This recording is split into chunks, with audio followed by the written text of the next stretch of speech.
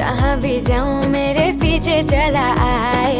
পাকিস্তানের শোবিজ অঙ্গনে উজ্জ্বল নাম হানিয়া আমির। সৌন্দর্য, সাবলীল অভিনয় আর প্রাণখোলা ব্যক্তিত্বে তিনি বহু আগেই জায়গা করে নিয়েছেন অগণিত ভক্তের হৃদয়ে। পর্দায় যেমন তিনি নজর কাড়েন, তেমনি পর্দার বাইরেও তার ব্যক্তিগত জীবন ঘিরে থাকে প্রবল কৌতূহল। পাকিস্তান ছাড়াও ভারত ও বাংলাদেশ সহ নানা দেশের দর্শকের ভালোবাসায় ঘেরা অভিনেত্রী আবারও উঠে এসেছেন আলোচনার কেন্দ্রে, এবার বিয়ের গুঞ্জনে।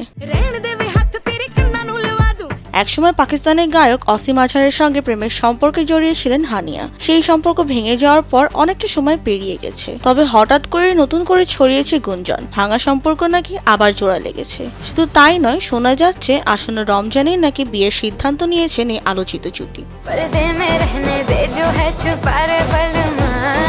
রমজান আসতে আর বেশি দেরি নেই। গুঞ্জন বলছে এই পবিত্র মাসে ঘরোয়া আয়োজনে বিয়ের আনুষ্ঠানিকতা সারতে চান হানিয়া আমির ও অসীম আজহার। কাছের মানুষদের নিয়ে নাকি হবে তাদের নতুন জীবনের শুরু।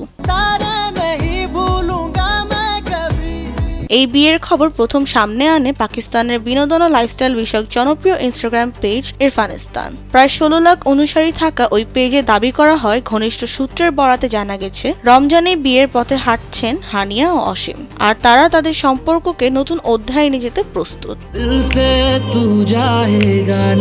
তবে এত আলোচনার মাঝেও এখন পর্যন্ত হানিয়া আমির, অসীম আজহার কিংবা তাদের কোনো প্রতিনিধি আনুষ্ঠানিকভাবে কিছুই নিশ্চিত করেননি। ফলে বিষয়টি এখনো রয়ে গেছে গুঞ্জনের পর্যায়ে। এর আগেও কয়েক মাস আগে পাকিস্তানের একাধিক সংবাদ মাধ্যমে দাবি করা হয়েছিল হানিয়া অসীম আবার সম্পর্কে জড়িয়েছেন, কিন্তু সেবারও দুজনের কেউই প্রকাশ্যে কিছু বলেননি।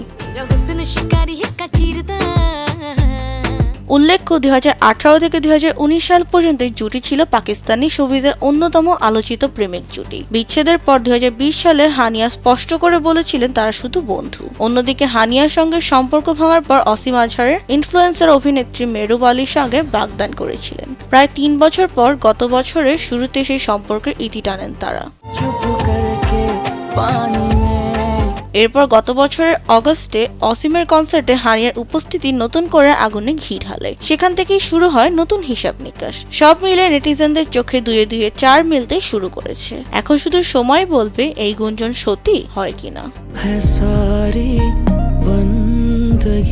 বিনোদন ডেস্ক, কালবেলা।